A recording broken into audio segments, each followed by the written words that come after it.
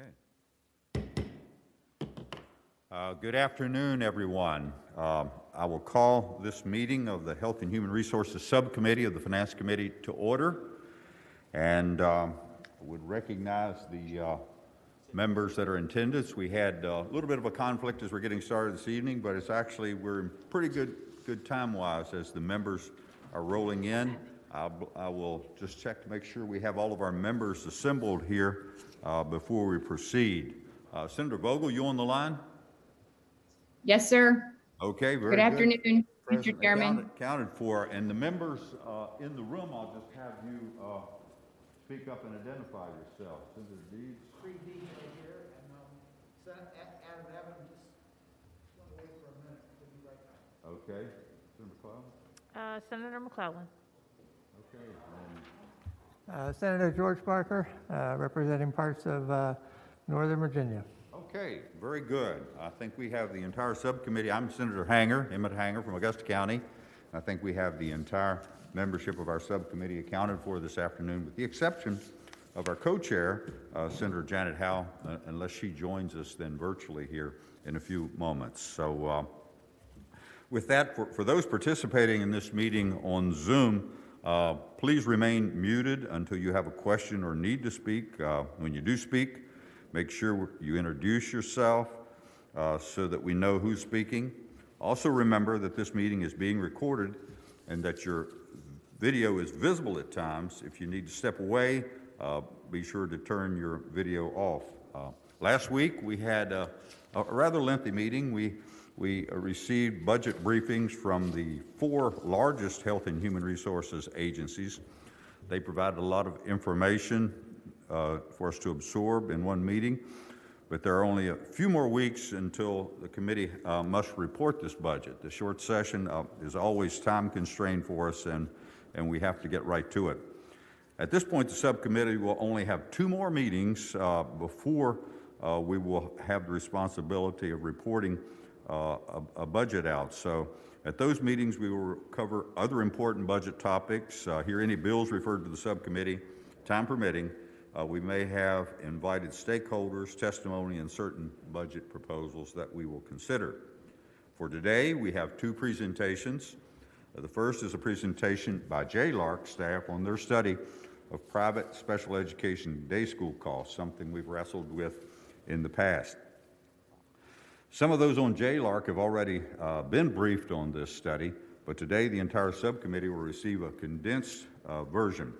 This report is relevant since private day special education costs have been the main driver of spending in the Children's Services Act for some time. JLARC's report provides additional insights that should help us to ultimately address the growing costs of the CSA program. The second presentation is by our staff, who will provide us with an overview of the governor's budget amendments for health and human resources and cover other relevant budget issues. Before we begin, does any member have any comments to make? Hearing none at this time, I will ask Tracy Smith, Associate Director of JLARC, to start off the first presentation, and she will then turn it over to Stephanie Papps, the project leader, to go through the presentation. Tracy, if you're out there online, thank you for attending today, and please go ahead and begin with your presentation. Thank you, Mr. Chairman, members of the subcommittee. If everybody can hear me okay, I just wanted to give a few introductory remarks before I turn it over to Stephanie, who did, as you said, Mr. Chairman, lead our work on the CSA study, specifically looking at the rising costs of the program and the role that private day school services play in those rising costs. Mr. Chairman, as you know, JLARC staff were requested by our commission to complete a study of the Children's Services Act in 2020. And just to give you a little bit of background on the types of children that this program serves, children and youth who are served by CSA, as you know, frequently suffer from emotional disturbances like depression, anxiety, conduct disorder, bipolar disorder. They may also display behaviors that are difficult or even dangerous and cause significant disruptions in their home or their school. And so These children are some of the most difficult to serve, both in our public schools and in our communities.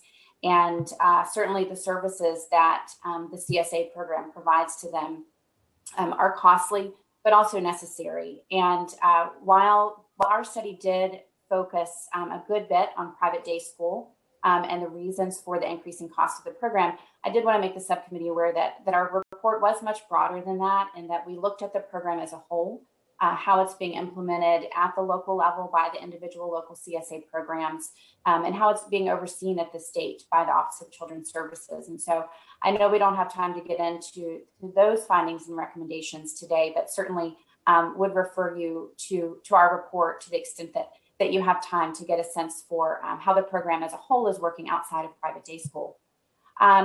Mr. Chairman, in fiscal year 2019, over 15,000 children were served by the program. In total, state and local costs were about $427 million that year. And as I said, one of the key reasons that we were asked to conduct the study is because of the rising costs of the program. We were asked to determine why CSA spending has been increasing year over year and what role private day school services have played in spending increases. Over the past 5 years, what our team found is that total spending and per child spending increased by about 22%. But over that time period, participation in the CSA program increased by only about 1%. And so the cost per child really has been increasing. Stephanie Paps from our staff is going to get into more detail about this in the presentation, but we did find that increased use of private special education day school is responsible for the program's spending growth. But Mr. Chairman, I wanted to say up front before Stephanie gets started that the recommendations that we issued in our report are not necessarily going to reduce state and local expenditures on the services that children in the CSA program need. The fact is that federal and state funding for special education services outside of the CSA program has been declining, while the number of students who need those services has been increasing. And in fact, the severity of their needs has also been increasing. And so the cost of their services is just inevitably going to go up. But our recommendations are intended to enable CSA funds to be spent more strategically and to ensure that children who need those very intensive special education and behavior management services can receive them regardless of what type of school they're in. And so Stephanie is now going to go over our findings with respect to private day school spending, and then the recommendations that the team issued with respect to how CSA funds should be used to support students who require intensive special education services. I'd be happy, though, to answer, Mr. Chairman, any questions that the subcommittee has before I turn it over. Okay. Anybody have any questions for Tracy in the general nature before we get into the detail with Stephanie? Okay. Seeing none, Tracy, we'll go ahead and call on Stephanie then to proceed. Great. Good afternoon, Mr. Chairman and members of the subcommittee. I'm going to bring up a slide deck real quickly here. Okay. Okay. And can everyone see that? Yes, I think we can see that. Okay. As Tracy said, my name is Stephanie Paps, and I worked on the private day special education section of the JLARC CSA report this year.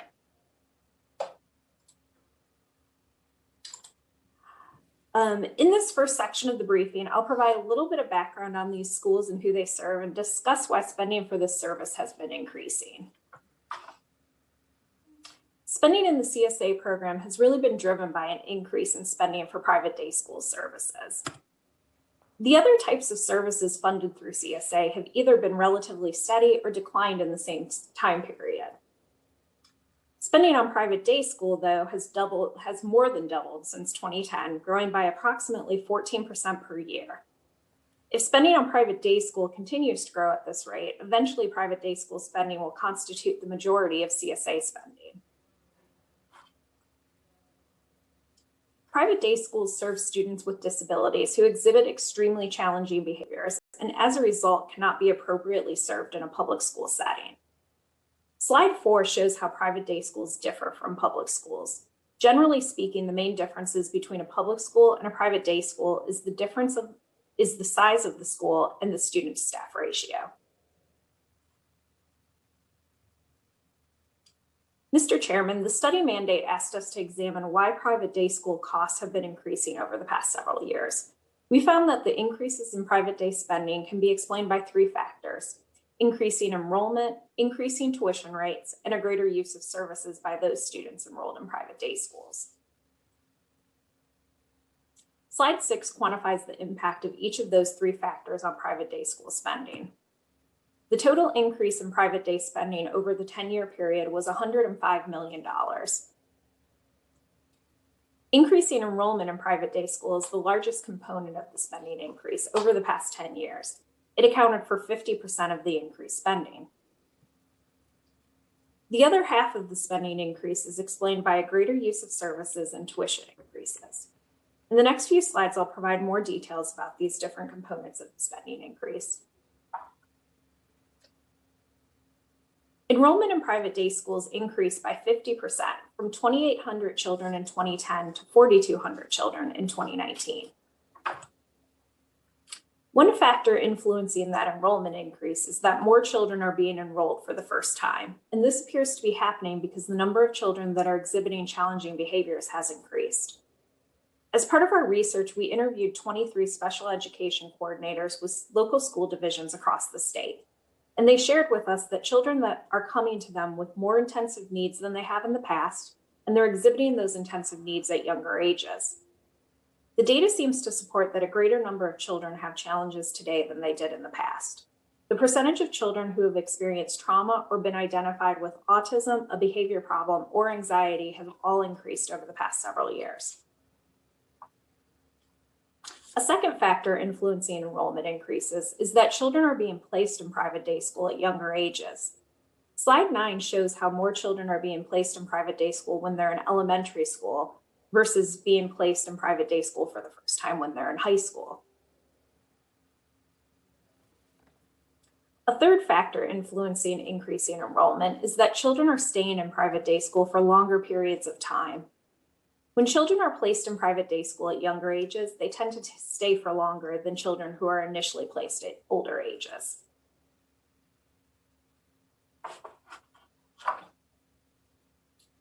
Besides enrollment growth, one of the other components of spending growth for private day school has been the growth in tuition rates. Slide 11 shows the growth of average daily tuition rates between 2010 and 2019. As you can see, the growth was relatively slow until 2016, growing at a rate that was slower than inflation. However, beginning in 2017, tuition rates began growing at a rate that was slightly higher than inflation. Even though tuition rate growth has picked up in the past 3 years, we found that tuition rates that private day schools charge are generally reflective of what it costs them to deliver intensive services to children with challenging behaviors. As part of our research for this study, we collected financial and tuition data from private day schools throughout the state, and 80% of them responded and provided data and information to us. Based on that, we found that the primary expense for private day schools is staffing. However, over 40% of the staff employed by private day schools are in-class aides and assistants. This is worth noting because these positions are typically lower paid, and they don't have any special training or background requirements.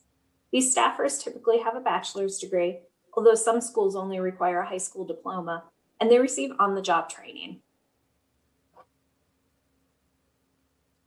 Based on the data that private day schools provided to us through the questionnaire, we found that on average, Virginia private day schools that reported data to us were earning a 6% profit. We found that the majority of schools, 58% of them, were earning a profit of 10% or less. And in fact, 19 of those schools were operating at a loss. Over 40% of schools that reported data to us earned more than 10% profit in 2019. No school reported earning a profit over 21%.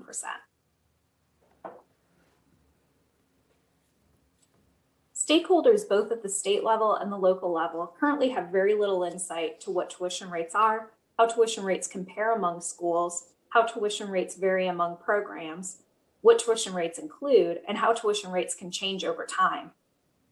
This lack of transparency can be a problem because tuition rates can range widely.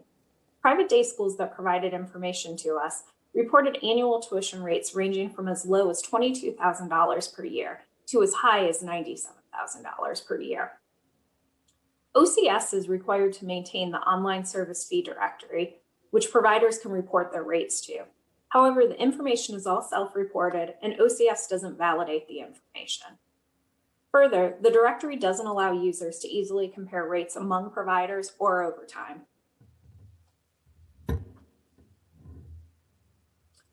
A formal rate setting process for private day school tuition rates seems unlikely to reduce tuition rates. The reason for this is that Virginia's private day school tuition rates are on par with other nearby states, particularly Maryland and Pennsylvania, which both exert more state-level control over the tuition rates that private day schools charge. Additionally, most states that use a rate setting process include some mechanism for increasing rates by at least the rate of inflation annually. If such a process had been in place in Virginia over the past 10 years, the private day school tuition rates would have been higher than what they are, and spending increases would have been higher. Finally, although tuition rates have contributed to private day school spending increases, the largest component of the increase is attributable to enrollment increases. Even if tuition rate increases were capped under a rate setting process, if enrollment continues to increase at the same rate, spending will continue to have relatively high year-over-year increases.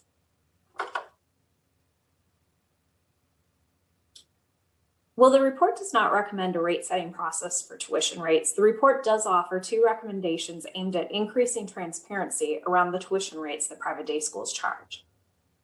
This increased transparency would help stakeholders better understand what is being paid for and how tuition rates change.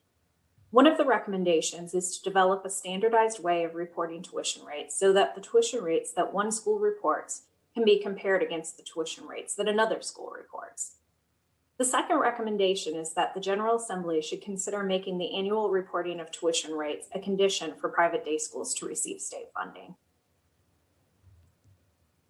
Mr. Chairman, I'll pause here for a moment in case you or members have any questions. Okay, does any member have any questions at this point, Stephanie? Okay, I think we're good, Stephanie. Go ahead. Okay, thank you. This next section explores some alternative approaches to serving children with disabilities and intensive needs. Our next major finding is that the current funding mechanism that ties CSA funding to the setting where services are delivered prevents some students from receiving services in their least restrictive environment. As you all know, the Code of Virginia prohibits the use of CSA funds to support services delivered to children in a public school setting. Prior to 2010, some school divisions were using CSA funds to support services in the public schools. But due to the statutory prohibition on that, DOE, in coordination with OCS, issued two superintendent's memos that clarified and reiterated that CSA funds could only be used to support tuition payments for children with an IEP with a private day school placement. Private day school enrollment has been increasing since those memos were issued. And some school divisions indicate that they were using CSA funds to provide services to students that help prevent a private day school placement. Some of the services delivered in a private day school could be delivered in a public school, such as one-on-one aids. But when those services are delivered in a public school, they must be paid for using special education dollars. Federal and state funding for special education is limited, and those funds have declined over the past 10 years. Some evidence suggests that Virginia is placing more children in private day school than may be necessary. Compared against other states and its federal goal, Virginia places a lot of children in out-of-school placements, which is primarily made up of children in private day school. According to the special education directors that we interviewed, IEP teams are sometimes forced to place a child in private day school because their district lacks the resources or the capacity to serve the child in the public school setting. However, they believe that some of these children could be served in public schools if they had enough resources. CSA assessment data confirmed that some of the children who are currently placed in private day school could potentially be served in public schools. We found that approximately 10% of the children that were placed in private day school didn't have any moderate or severe needs on the canned school, behavior, or risk assessments that are conducted when children first access CSA-funded services. Some of these children could potentially be served in less restrictive environments. The same problem of not being able to use CSA funds for services in public schools applies to transition services. And this can sometimes result in children staying in private day school longer than is necessary. Mr. Chairman, the report offers 2 recommendations aimed at disconnecting the availability of funds from placement. These recommendations don't mean that there won't be any children placed in private day school, but they do attempt to provide more flexibility to school divisions to deliver services to children in their least restrictive environment.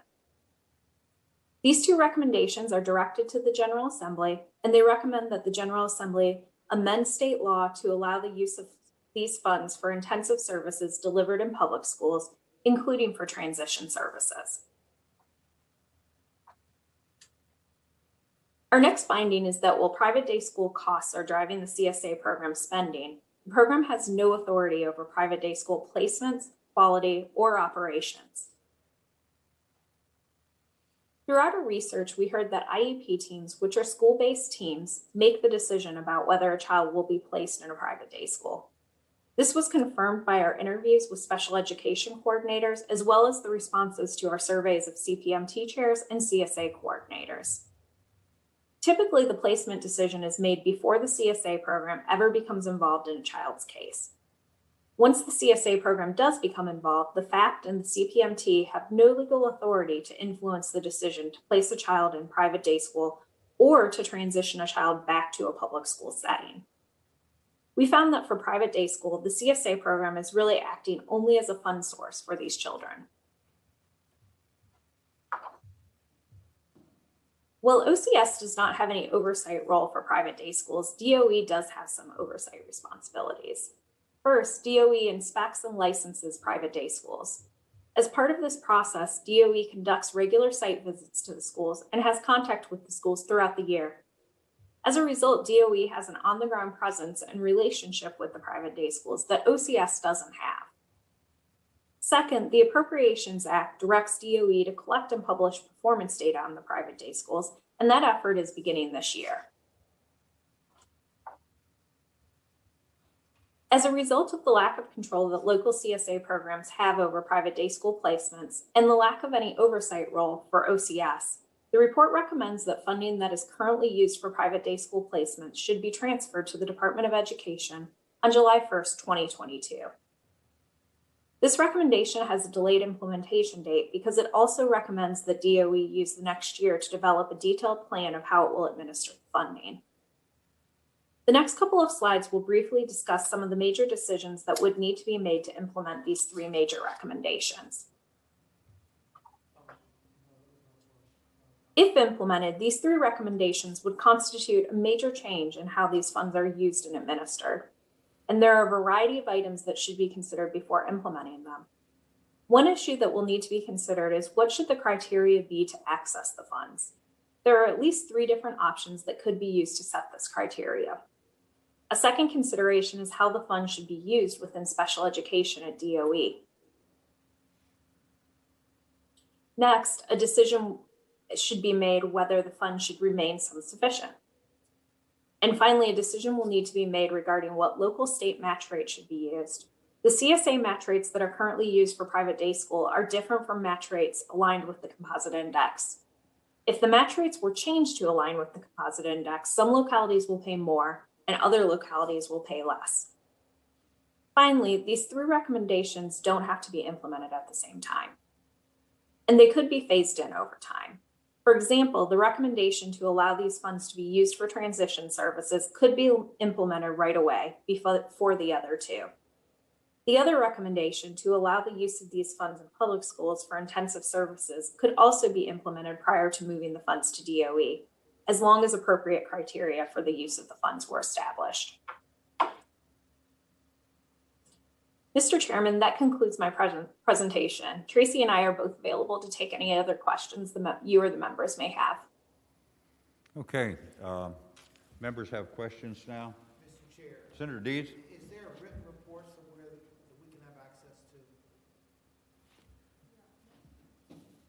Mr. Chairman, the slides that she gave are on the subcommittee page of the Senate Finance Committee Subcommittee. And then I think the full report is found on the JLARC website. Yes, this has been previously reported to the JLARC Commission, so it is available to us for follow-up. Other questions from any of the members here, either here or online? I would observe that there are some initiatives that have already started that are in process with bills that have been filed. I know Senator Mason is working on a couple others, and this is a subject that we've worked on, struggled with over the years. In particular, some of the localities have wanted more flexibility within their school divisions. And historically, at least over the last several years, when those individual efforts came forward, we were not receptive to changing the model. We're at a point now where I believe we do need to look broadly at the situation. Seems to me, and this is, as I reflect back, probably 18 years ago, at least, I think it was, we were struggling with the costs of the Children's Services Act, and we made some broad recommendations. I was involved with a study group, and we made some broad recommendations on data collection and items that we could undertake, and we were able to contain the growth and save significant amounts of money.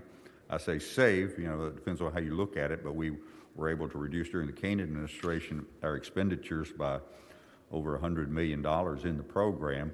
But then it kind of evolved, and I think perhaps one of the problems with our approach in government is that we're not progressive in that as circumstances change, we don't change until we make incrementally. I'm saying we don't change incrementally, perhaps to keep up with the situation, and then we have to make broad changes all at one time, and then we benchmark that, and it's a long period of time before we make changes again. So perhaps we're not flexible enough, but I do know that legislation is proceeding in the Education Committee that ultimately will come in front of this subcommittee, and we'll need to make decisions on timelines and funding levels. And I think, at least from my viewpoint, someone may know more about it than I do, but I think the timeline will be that we probably will embark on a study for most of this transition, which would push it out as far as funding and perhaps the anticipated transition to the Department of Education in the out year. But at any rate, that's something we'll be working on. Any of the members have any further observations or questions at this time?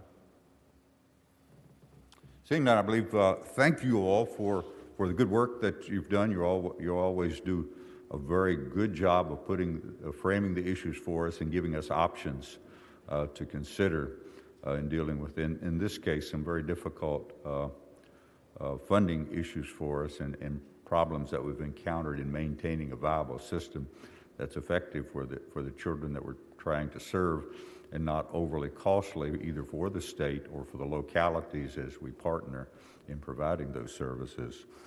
I think we have the director. Scott, are you available there? Are you online to react to this and give us your viewpoints on these recommendations and where we're headed? I am, Mr. Chairman. Can you hear me? Sure can. Good to see you. Yeah, same here.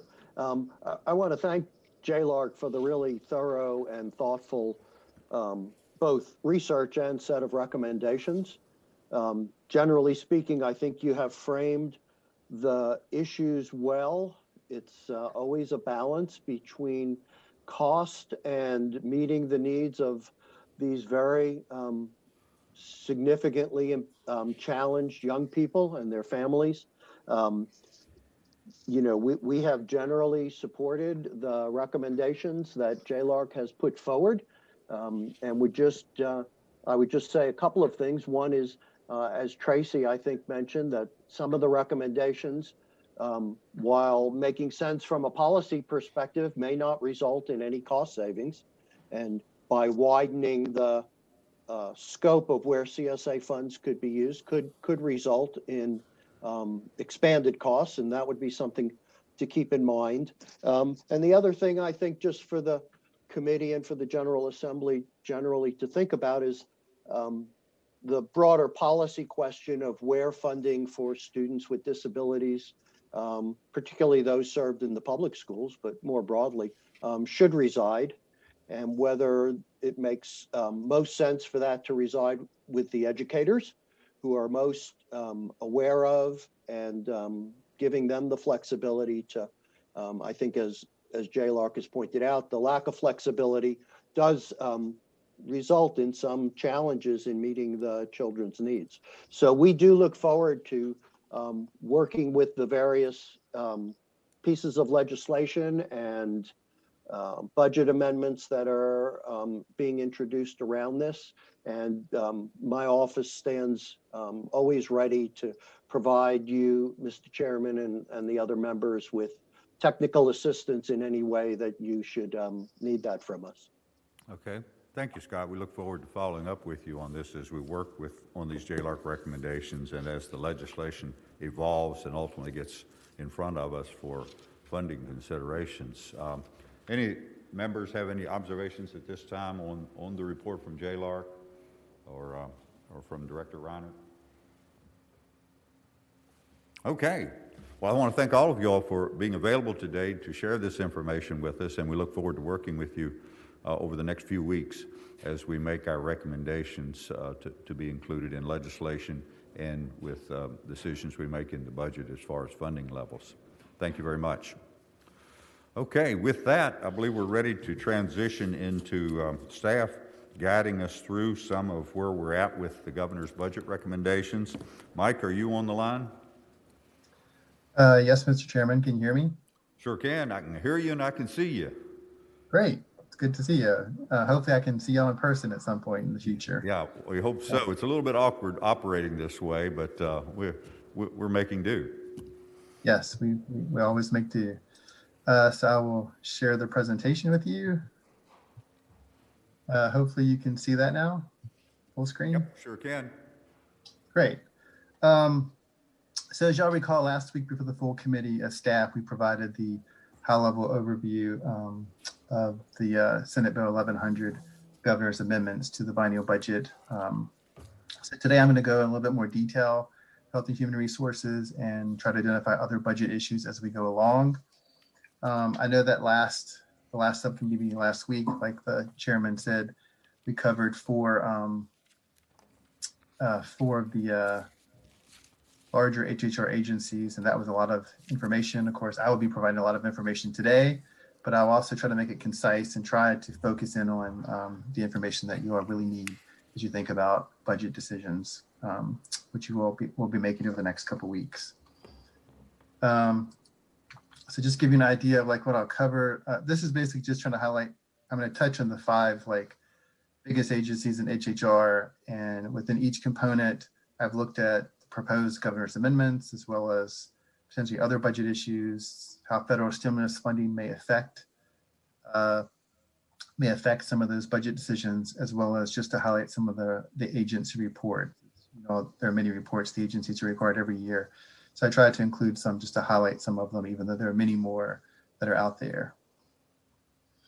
So the quick overview, like I said, last week before the full committee, I mentioned this. When you look at the proposed amendments to the budget, they result in a net decrease of about $374 million for HHR. And if you actually look at, kind of break that down into its components, there's about $208 million in additional spending. There's about almost $348 million in actual savings. There's an additional $234 million reduction to the HHR budget. But that basically is simply a distribution from central appropriations. If you recall from the Chapter 56, all those items that had previously been unallotted from the 2020 session that were not restored, their appropriations were eliminated. And essentially in this introduced budget, those negative appropriations have to be moved to each individual secretary and agency. So it ends up reducing the HHR budget by about $234 million. So just to summarize that, if you recall back at the end of the 2020 session, about $442 million in new HHR spending was unallotted in Chapter 56. The General Assembly was able to restore about $208 million of that. And as we go through this, I'll show you that the remaining budget items, just looking at FY22, because FY21 is pretty much going to be over by the time this budget takes effect, that of those items that were not restored, there's about 61 million that's still there. So I'll provide that just to give you some information about it as we go along. So this is just the kind of the table format that you all saw last week as well. Like I said, the main reduction, the 5.8% reduction general fund the first year, is really tied to the enhanced federal match that we're receiving for Medicaid during the public health emergency. That's the primary reason why there's so much savings there. You can see that in the second year, there's just a slight increase, about 0.5% of the general fund budget. So the first agency I'll start with is the Virginia Department of Health. And what I would do is when I get to the end of each agency, I'll pause to see if there are any questions, but feel free to stop me if you Okay. questions. You're fading away a little bit there, Mike. Oh, sorry, Mr. Chairman. Make sure I stay close to the microphone. Can you hear me good now? Yes. Okay. So in the Department of Health, basically what you'll see here is the first three items here: the mass vaccination program, the COVID-19 public communications, and the local health department match rates. I have next few slides, I'll go into that in more detail. But those are the three major spending items in the health department. So when you look at the one, strengthened public health disease surveillance of 3.1 million, this basically funds 26 positions, mostly in the local health districts, to fund 12 epidemiologists and 12 communicable disease nurses. So this is an effort recognizing kind of the impact that COVID-19 have, that going forward, the local health districts need greater staffing to deal with disease surveillance, which is basically monitoring the reports coming in, looking at patterns, as well as trying to understand what's going on in the public health realm so that the state can respond appropriately. There's also about 700,000 the first year, 1.4 million the second year for COVID-19 data modeling. You've heard, of course, the UVA modeling. So the Department of Emergency Management has actually been paying for those contracts. This basically transitions those contracts to be funded by the health department. So UVA kind of does their own modeling of COVID-19 cases and going forward. There's another contract with the RAND Corporation that focuses in on looking at other national models and the UVA model, and basically trying to analyze them all together and provide that feedback to decision makers to make sure that they use that data appropriately as in the response for COVID-19.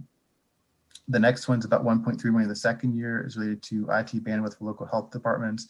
Essentially, as they've gone through the public health emergency, they've noticed that some local health departments just don't have kind of the bandwidth for all the traffic that's and information that's flowing in and out. And so this kind of boosts that capacity and those that need it. It's also something that helps them in the future when they get to, whenever they get funded for electronic health records. It will also help local health departments handle that additional capacity. And the last item here is just, is a small state match for a licensure grant that CMS is providing to the Office of Licensure. It's kind of related to the COVID-19, such as a small general fund amount to match that, that grant. So with regards to the mass vaccination program, so in this slide, basically, it kind of tries to set up the $89.3 million. So VDH has basically estimated that they think that about 35% of the state's population will be vaccinated by the local health districts, which is roughly nearly 3 million people. And on a 2-dose regimen of the vaccine basically means 6 million vaccinations. That number could be higher or lower, just depends on how things proceed. But basically the core of that 89 million is really funding the local vaccination clinics. So this is the contract staffing, all the costs associated with facility rentals or tent rentals or however you set it up. But basically, focuses on the actual clinics at the local level. You can see warehousing and shipping, ancillary supplies such as syringes and needles, as well as information management staffing, which there's a lot of IT that goes into all this. And then equipment, refrigerators and freezers, those all kind of support the infrastructure to do the mass vaccination clinics. To date, the governor had already allocated about $22 million from Federal CARES Act funds to begin this process. So these costs are kind of in addition to that. And I will note, and I'll talk in a few slides as well, that the federal stimulus bill that was passed at the end of December provides about $4.5 billion to the states for vaccine administration. Virginia's share could be as much as $97 million. So that could help with a lot of these costs and may allow the state to supplant some of them. So with regards, this slide, this is not really a budget slide. I just wanted to, for your information, if you have questions from constituents, VDH has a lot of information on their website about the COVID-19 vaccination program, everything. Yes, sir. As you're speaking, we've got this software that puts the verbiage up on the board there, and it just said that you lied. I don't think you do that. No. No, I don't intend to. So, so this slide is really just intended for your information. If you have questions from constituents, VDH has a lot of information. Of course, the data does have some lags in it as it has to be reported, but it has everything from, you can see kind of the boxes in red, they're tracking the phases. The map in the right corner basically shows you kind of the status of where the health districts are with each phase 1A and 1B. This probably changed this morning because I think some of the localities in the Richmond area have moved to phase 1B.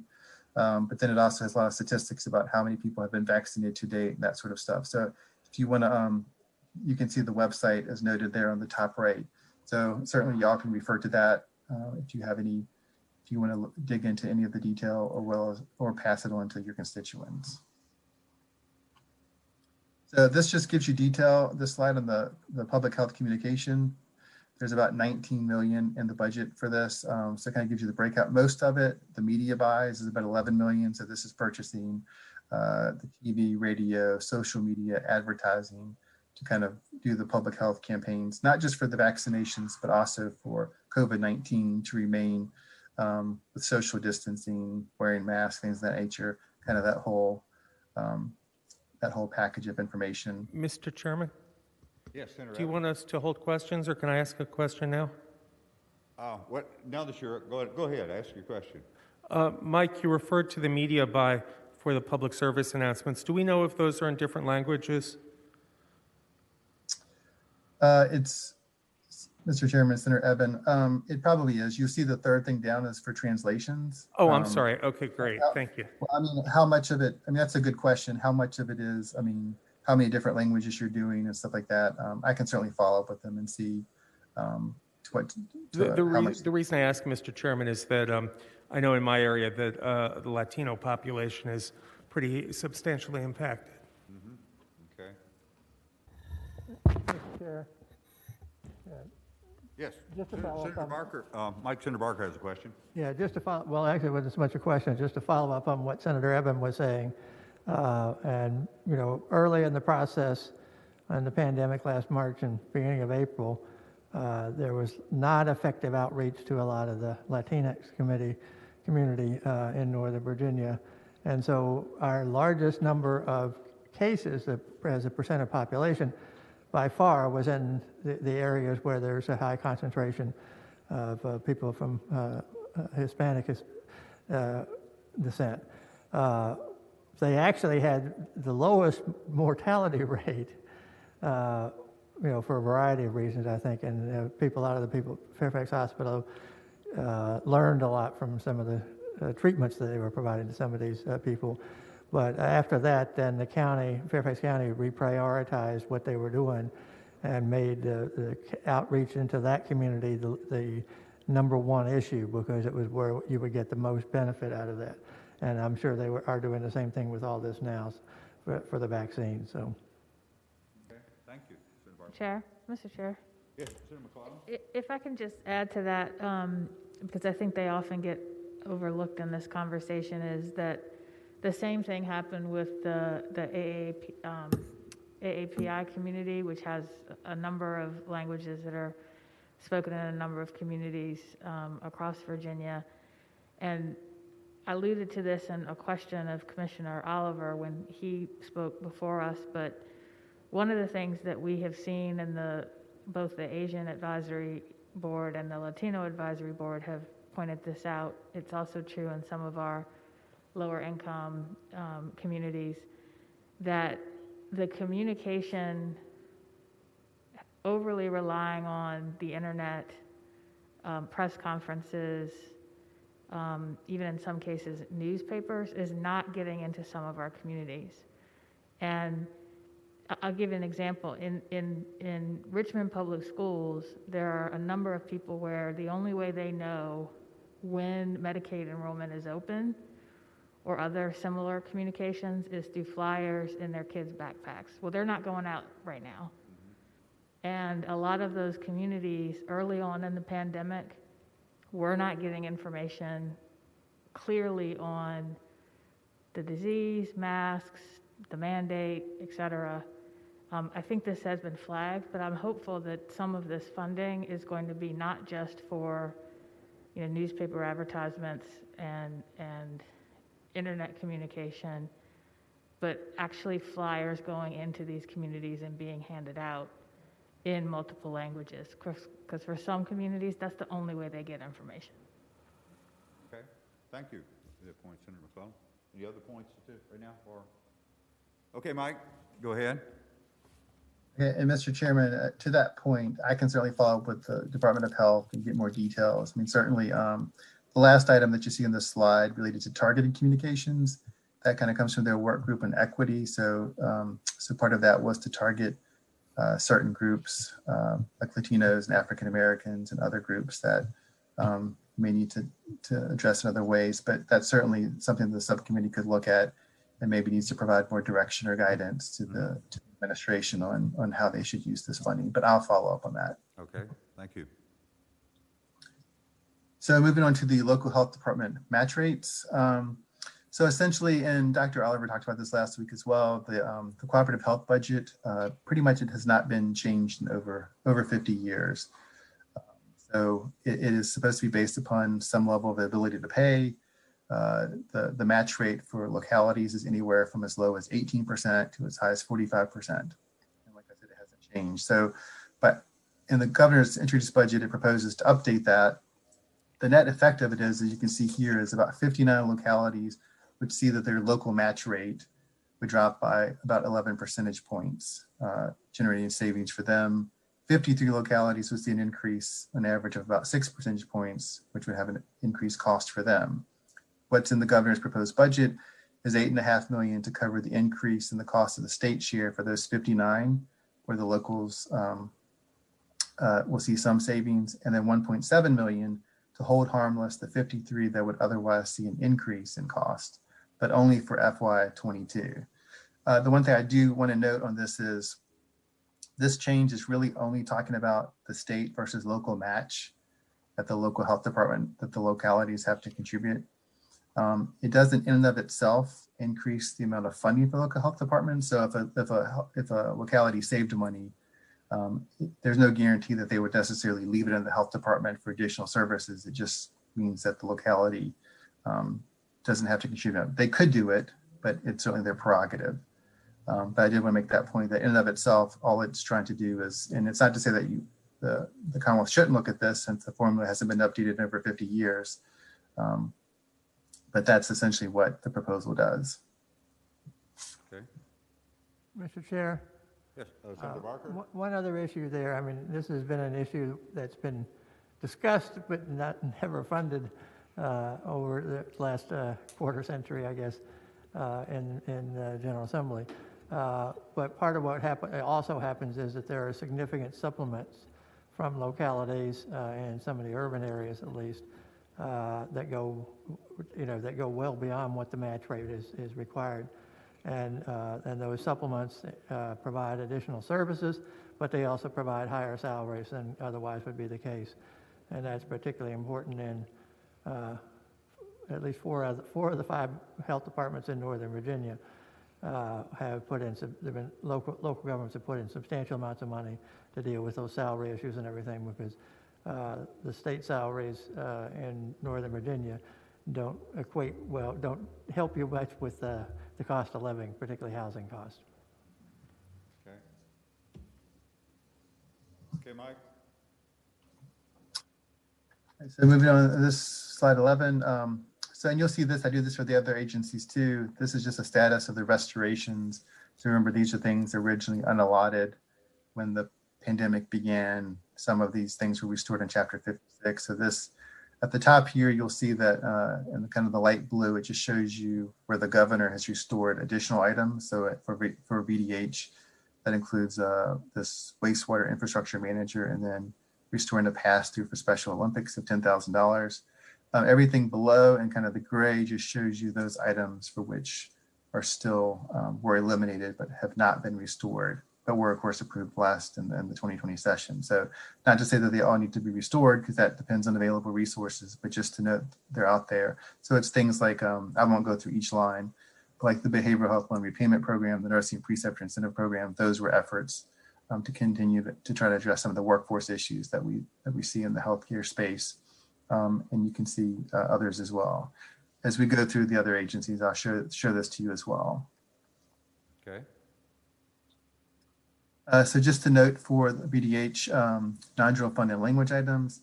So there's one change, the Contraceptive Access Initiative, that's the broader term. You may be more familiar with the LARC program, the long-acting reversible contraception. Since we added, the General Assembly added $1 million for other types of contraceptives that are not LARCs. They kind of give it this broader name of the Contraceptive Access Initiative. Essentially what they did is they added $1 million in TANF funds in fiscal year 22 for the LARC allocation. And then they put in language to allow them to move money between the two different pots of money. So there's one for LARCs and one for non-LARCs. What they found so far is actually the demand for the LARC allocation is pretty strong, which is the original intent of what the General Assembly was trying to do, which was to increase usage of long-acting reversible contraception. Mm-hmm. There's also some language about supporting the Virginia Partners and Prayer Program. So this is kind of where, like in the public health area, that VDH engages with faith-based organizations from a public health perspective. It's just language that says that their office should support that. There's also the elimination of a vital records line of credit. So if you recall a few years ago when the DMV was going into the vital records business so that people could go to the DMV to get them, there was a line of credit provided for VDH to, in case there was an adverse impact on their revenue, but there wasn't, and so this line of credit is no longer needed. So it's stricken from the budget. That's what's being proposed. And lastly, there's $40.2 million for non-general funds for the epidemiologic and laboratory capacity grant. So this is basically the Centers for Disease Control grant. It really is the testing grant. And so there's an additional $40 million in the second year to reflect that grant. On the next slide, I'll actually talk about the federal stimulus bill, which basically the Consolidated Appropriations Act of 2021, essentially that was signed into law at the very end of December, provides $4.5 billion for states for vaccine distribution and administration. So Virginia's share is estimated as much as $97 million. Last week, the health commissioner said that number could be $77 million. So hopefully over the next couple of weeks, we can confirm that. It's possible that some of that money could be used to supplant the other funds for vaccination efforts. Then there's $22.4 billion provided to states for COVID-19 testing. That's that epidemiological and laboratory capacity grant. And it could be used for contact tracing, surveillance, et cetera. Virginia's share is estimated at $430 million. And just to give you an idea, that's essentially, we received in that grant, I believe about $250 million to date. So $430 million is a pretty significant additional infusion of money to that. So just to note that level of funding. So with that, Mr. Chairman, that concludes VDH. If there are any questions, I'll pause for any questions. Mr. Chairman, Mike, the slide deck is no longer appearing on the screen, but I noticed there's something called the Partners in Prayer Program that I think you started to allude to, and I just wanted to clarify what that was. Yeah, it's I believe it's kind of an initiative that VDH has already been leading, but it's where they actually, I think, go out to and work with faith-based organizations to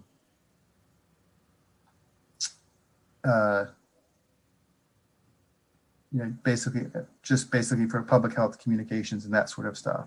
Thank you. So essentially, I can try to get more detail. That's one I don't know a tremendous amount about, but I can certainly get more information for you. I get the gist. That's okay. Thank you. Okay, great. And are you all able to see the presentation on the screen now? Yes.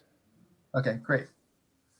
So moving on to DMAS, BDH, the other DMAS and DBHCS, you'll see as we go through them, do not have the normal high number of amendments that we typically do.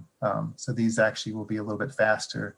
I won't go into great detail. If you see here, these are the major amendments for DMAS. So the Medicaid forecast, we've actually talked about at length before at the annual meeting. But you can see that the savings there, which nets across the biennium about $235 million, again, is primarily due to the enhanced federal match. So the next line, the healthcare fund. This is the healthcare fund is composed of tobacco taxes, the master settlement agreement with tobacco manufacturers, and Medicaid recoveries. There was a cash balance from additional revenue from the previous year, along with other revenue changes that are reflected here. It's about $59 million in savings.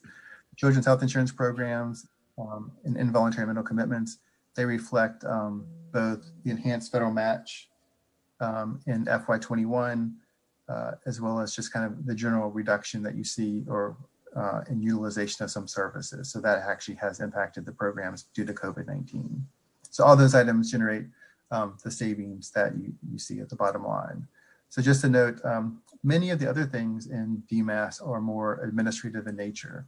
So for example, just some other administrative changes they want to make in managed care that are operational. You can see 2.2 million the second year for that.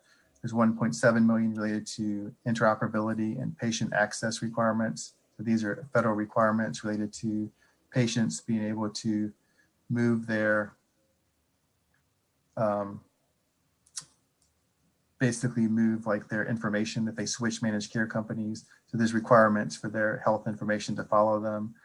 There's the Virginia Facilitated Enrollment Program, which you'll see is actually is a bill that should be moving through the General Assembly that deals with the idea of, if you recall last year, it was discussed as part of the creation of the state exchange for health insurance, was the idea of on people's tax returns, you could check off a box on the tax return, and basically it would trigger to say that you want to apply for Medicaid, and it would trigger an eligibility review to see if you qualify for Medicaid.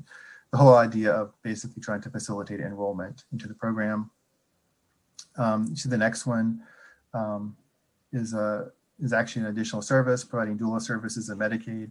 As you recall, there were bills last year related to this. So that is included in the governor's budget.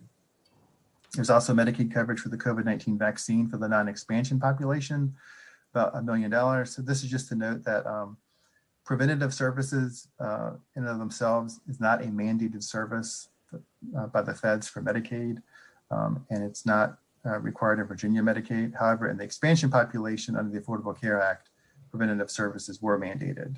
So that population actually has full access to all preventative services, including vaccines. So this item ensures that those individuals who are in the non-expansion population as adults would be covered from the vaccine. I will also note too, the next line, the change in Medicaid client appeals process. So this is a change where basically DMAS was kind of, it was pointed out to them that they basically need to consider additional information as part of the client appeals process if there's an eligibility determination. And so there's additional funding for 6 positions to handle the additional workload as they do that. There's also compliance with federal durable medical equipment requirements. So this is just another federal requirement related to basically durable medical equipment for outside of the home. So like chairlifts and stuff like that for vehicles and things of that nature, whereas currently Virginia is sort of limited to more home-based to durable medical equipment. And the last one, just to note here, is allowing 12-month prescriptions for contraceptives. So it's a very small amount of money because in Medicaid, family planning services are reimbursed at 90% federal. So it's only about $100,000. But basically this policy change just allows prescription for 12 months for contraceptives. And And the idea behind this is that there's increased compliance by individuals if they don't have to fill their prescriptions more frequently. For DMAS 2, this slide just basically highlights the restorations. They were really just to the addiction treatment beyond opioid use disorder. This is basically for certain services that were limited to opioid use disorder as part of the arts benefit. This expands it to other, basically all substance use disorders. And then allowing famous moms is also expanded to cover in the arts program as well. They weren't pregnant women and famous moms previously were not covered by that substance use disorder benefit, but now they would be. And you can see those amounts come to less than $1 million. Then everything else you can see remaining for DMAS. Like I said, I won't go in great detail. The largest one was home visiting services, which was not restored. And there's a few other provider related ones related to like nursing facilities, kind of more focused on facility specific nursing facilities. Just to go over some of the language and transfers in Department of Medical Assistance Services, there's language related to making sure that DMAS's regulations match the type of licenses that DBHCS is issuing for psychiatric units to reach this, what they call ASAM level 4. It's just a regulatory change. There's language and non-general funds related to civil money penalties, which is what nursing facilities pay when they're found to be in non-compliance with federal rules. And that funding has to be used to fund improvements and quality projects for nursing facilities. There's language that affirms Medicaid coverage of gender dysphoria services. The 6 managed care companies really already covered this if it was medically necessary. This was DMAS basically wanted to make sure their policy manuals affirmed such coverage.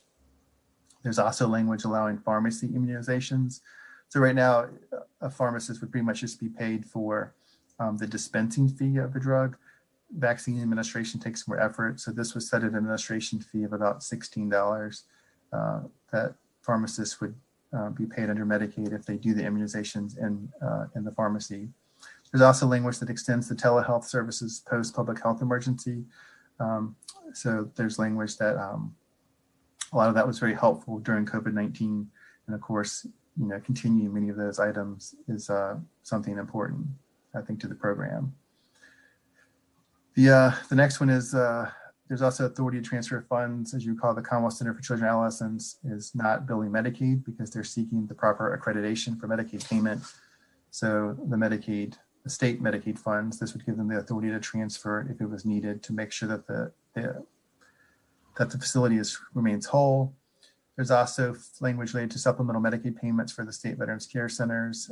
So this essentially lets us do what we do for other types of state facilities where we can draw down the federal share, the maximum federal share that we can pass on, so it has no direct general fund impact. In this case, it's for the state Veterans Care Centers.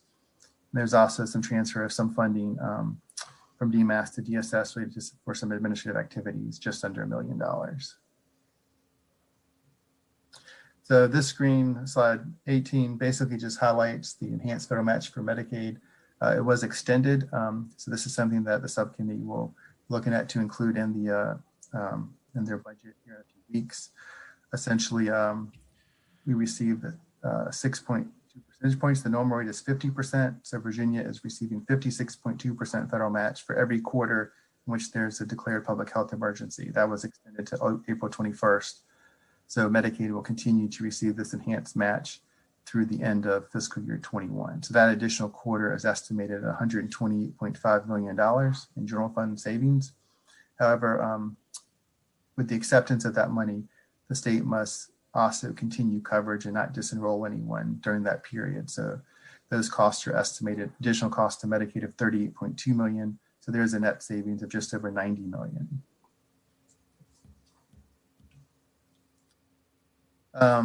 So one of the other budget issues to point out related to DMAS is really related to Medicaid rates and the minimum wage. So as you recall last session with the minimum wage increase and the fact too that personal care rates in Medicaid were already sort of low anyway.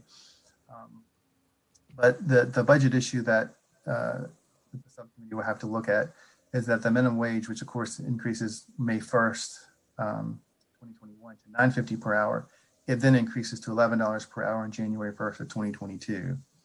So the current Appropriation Act, and as you recall from last year, included a 5% increase in those rates in FY21 and another 2% that takes effect July 1. With that increase, the rest of state rate, as they call it, will be $10.07 per hour on July 1. And then Northern Virginia will actually be at about $13.04 per hour. And this is for the consumer directed side. The agency directed is paid more because there's an overhead kind of component to their rate. But as you can see, the issue is that in January 1st of 2022, the state won't be able to pay less than $11 per hour for the consumer directed. So there has to be some additional adjustment to reflect that.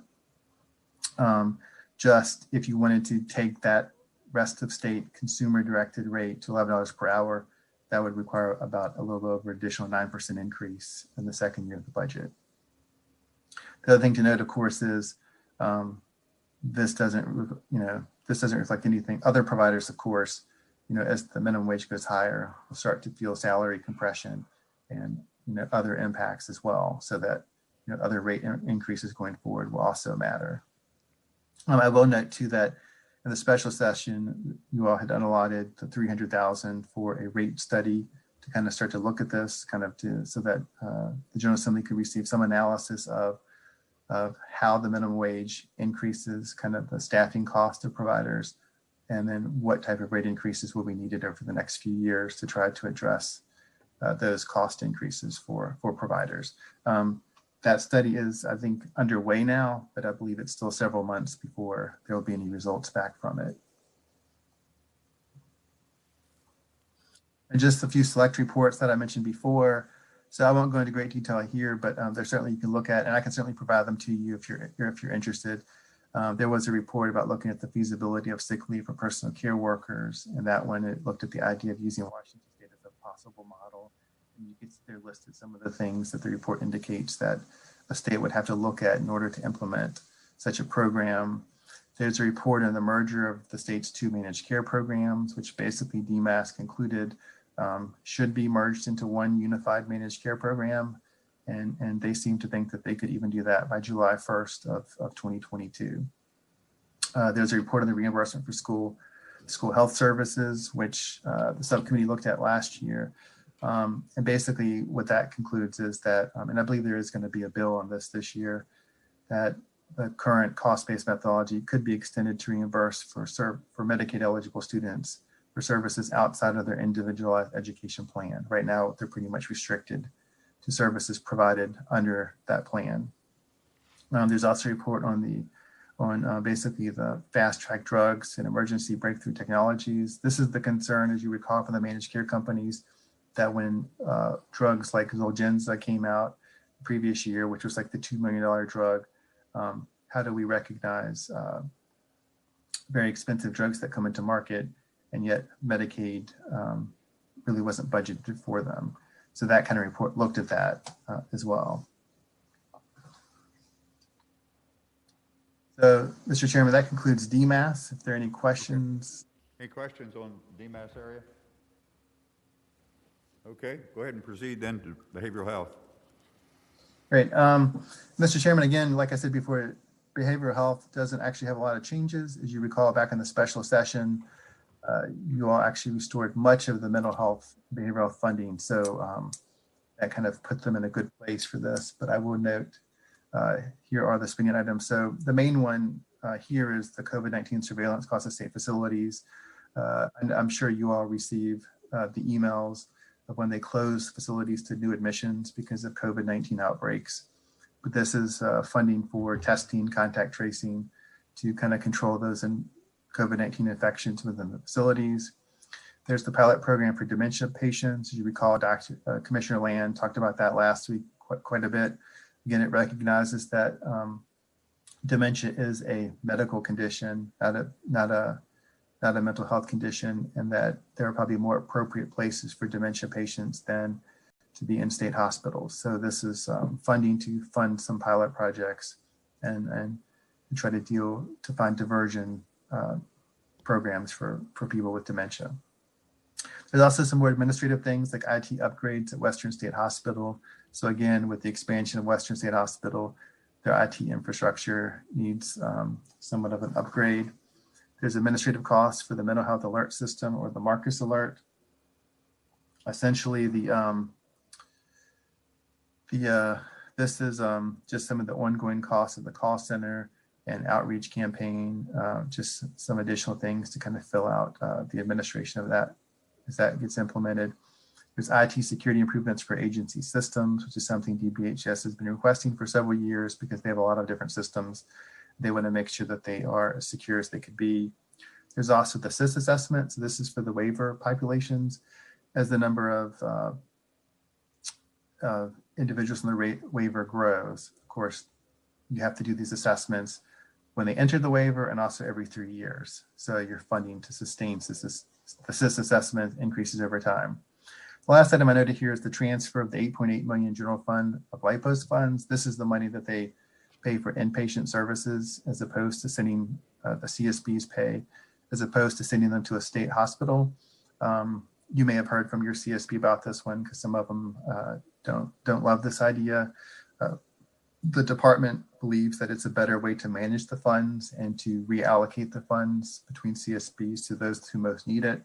So that'll be just kind of a discussion as the subcommittee looks at that issue. And then I would just note on the capital front is the $58.5 million for the Central State Hospital, the expansion, take it up to 300 beds.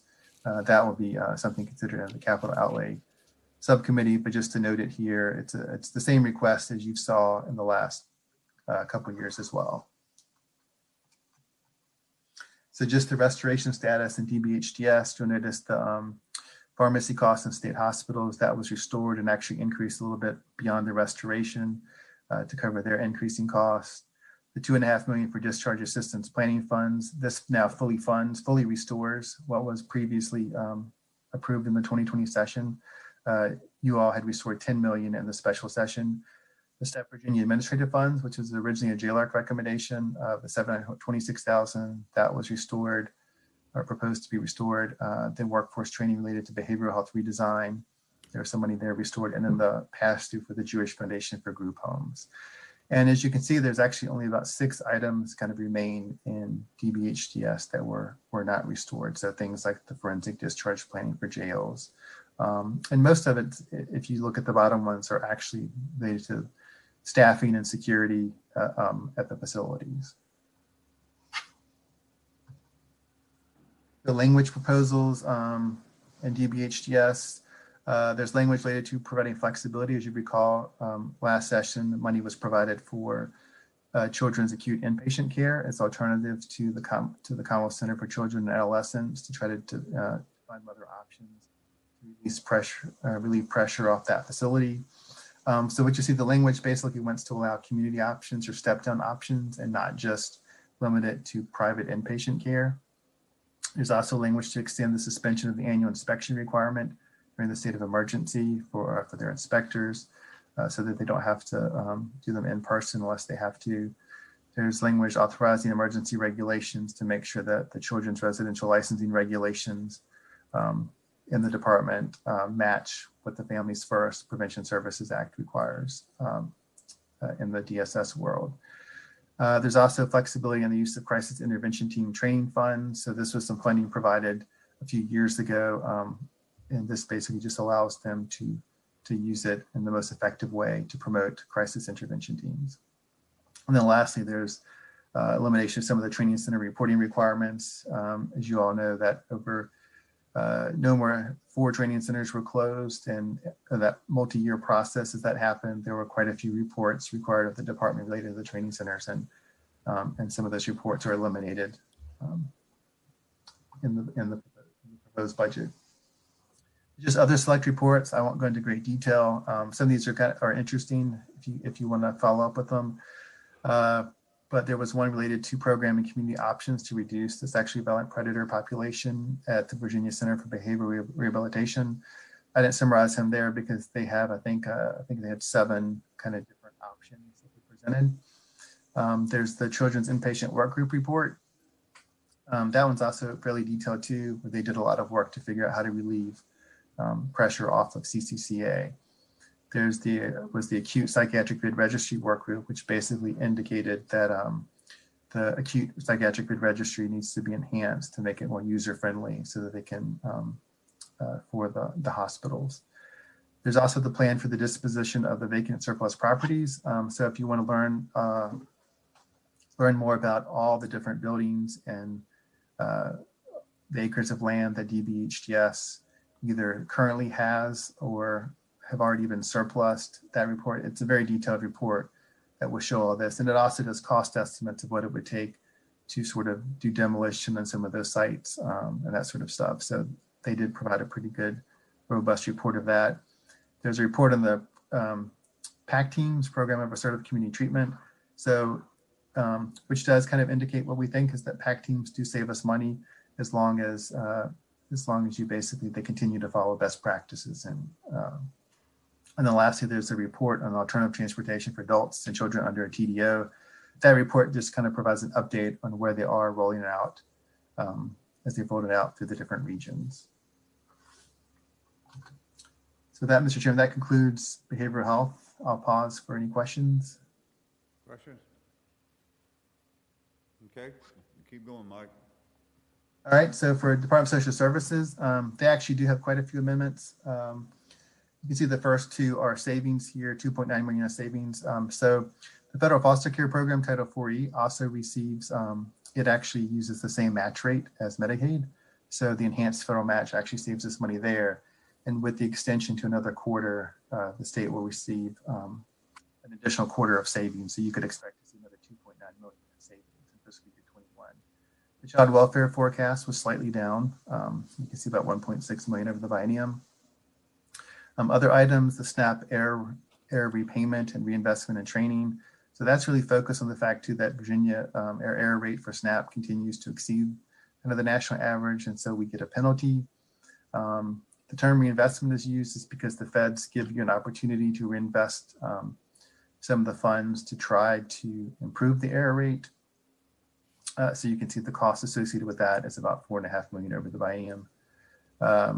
There are also things like the TANF unemployed parent forecast. So the TANF forecast, the unemployed parent program is the only part of TANF that is a general fund requirement because we can't use federal funds for that population. And we usually take a little bit of money here, but you can actually see because of COVID-19, that two-parent family, we've actually seen an increase in enrollment. So it actually requires about $3.1 million to fund that increase. The backfill of the licensing program for early childhood. So as you recall, this is on July 1st, the early childhood funding at DSS is transitioning to DOE. So this is basically for the adult licensing program. The child licensing will be moving to DOE, and with it, the federal funds that supports that. So this basically backfills DSS with general funds in order to ensure that the adult licensing program is fully funded. There's also the SNAP employment and training program. So what this does is that's not a statewide program. So this $2 million additional general fund dollars would help to make that program. This should get it mostly statewide. There's also some administrative funding related to the Virginia Case Management System, about 1.8 million over the biennium. The Facilitated Enrollment Program, which I had mentioned previously for DMAS, it's about 400,000. That's that kind of tax checkoff on your return to apply for Medicaid. There's also about 300,000 administrative costs for implementing SNAP broad-based categorical eligibility, which basically means that any person who receives any type of TANF benefit would then automatically qualify for the SNAP program. That's really what that change does. There's also 300,000 for the SNAP knowledge-based annual fee. So this is basically training for local departments to help improve with the SNAP error rate. So it's a service you subscribe to that they provide online training materials to the local departments. There's also about 250,000 the first year. That's a pass-through for Children's Harbor on the Eastern Shore. So it's related to childcare, and I think they're expanding their facility. There's a small amount, about $100,000, to revise the TANF full employment program. This is a very, very tiny program, and what the department is trying to do is to try to help change it so that it actually can serve more people. There's also a small amount of money, about $300,000 for PPE for licensing inspectors over the biennial budget. And then lastly, a little bit of money, less than $100,000 for local department background checks. So for DSS restorations, you can see the largest restoration for DSS was $9.2 million for Family First Prevention Services. As you recall, last session, most of the additional funding for DSS was related to the implementation of the Family First Act. And you all had restored some of the funding, about I believe $8 million for local departments to start prevention services last year. I also see funding for replacement of the agency licensing system. So this is the adult and child care licensing system. So when the child care stuff moves over July 1, DOE would get the benefit as well of this new system that the two agencies will sort of share. You can see the foster care and adoptions cost of living adjustment was restored. There's the Helping Everyone Access Linked Services program. This was a federal grant. It's related to trauma-informed care. That was restored to continue that program, as well as $363,000 to fund the 211 system improvements, which has actually seen a pretty dramatic increase in usage during the COVID-19 pandemic, and then $75,000 for the emergency approval process for kinship caregivers. So at the bottom, you can see in gray are just those items that are kind of still outstanding. The larger ones are pretty much like there was about $5.6 million for local staff, the minimum salary to sort of increase social worker salaries. And there's kind of the other part of that local departments of social services, prevention services, that's related to Family First implementation. So just a few language and non-general fund items at DSS. There's some budget language just related to some temporary regulatory changes for in-home child care providers. There's a $17 million line of credit for the Department of Social Services for cash flow purposes to make sure that they don't have any issues with making distributions for benefit payments or payments to localities. There are non-general fund actions related to $3 million non-general fund is provided for the percentage of income payment program. As you recall, last session, I believe it was the Clean Energy Act, I think it was called, basically creates this program that will help people with their utility bills. And so this is the money to help set it up at DSS. It also transfers $300,000 of that money to housing and community development for weatherization as well. There's $1.2 million non-general funds added for child support enforcement incentive funds. This is just one time in the first year that states that meet certain requirements kind of get some incentive funds from the feds. This will probably be used to help kind of improve their IT systems on the child support side. And there's $3 million in TANA funds provided for food banks. So just to note, with the federal stimulus funds for the Department of Social Services, there's about $10 billion of additional funds provided for the Child Care Development Block Grant. Virginia's share is estimated at close to around $200 million. As you recall, the state has already received other funds as well for this, and many of those funds, you can see what it can be used for. The state has used it for these purposes. So far, federal stimulus funds have primarily been used to support child care providers to make sure that they can remain open since they've seen drops of enrollment or had to be closed for extended periods of time. But the funding can also be used to eliminate co-payments for families, as well as provide assistance to essential workers without any regard to income eligibility. And there was also $250 million to states for Head Start, of which Virginia will receive probably about $4.1 million. Mr. Chairman, that concludes DSS. So unless there's any questions, I'll move on to CSA. Okay, go ahead and move along. Sure. So Children's Services Act, the CSA forecast is just slightly down, about $2 million the first year and $3.1 million the second year. Kind of the two big changes really in CSA is related to Title 4E foster care maintenance payments for CSA eligible children in psychiatric residential treatment facilities. A policy change that